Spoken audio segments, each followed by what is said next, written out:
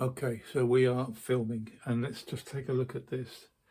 When we're looking at drawing, we tend to find that if it's a small little tiny piece of material or a little object, then I can draw it full size. And if I'm using my notebook here, which is an A5, then I'm limited to the size of the object that I can draw.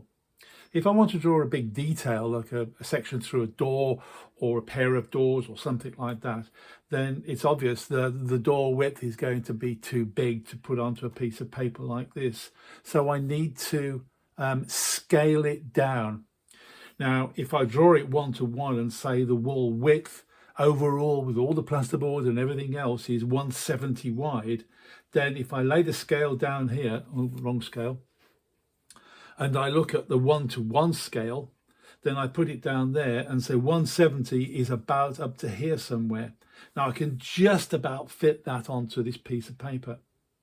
But if I want to rescale it down to something where I can make it a little bit more useful for me as a detail, then I'm going to change the scale. I'm going to make it 1 × 5, in other words, 1/5 of the size. So I turn the scale around and I look for the 1:5 scale. And you'll see there's also is 1:50 as well. It's just taking or adding taking a naught off the end.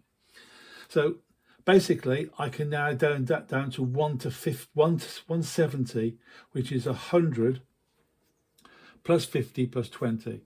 So if I put that onto there, that dimension now scales at about 170.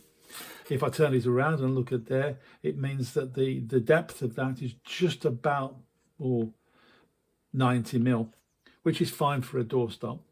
So what I'm looking for is to reduce the size of the object that I'm drawing to fit onto a small piece of paper by using scale.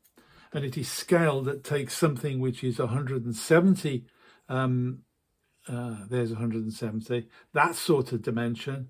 And if I turn it over, and I can get it down to that sort of dimension, and I can put it onto a piece of paper and I can draw around, similar to the sort of detail that I've drawn there.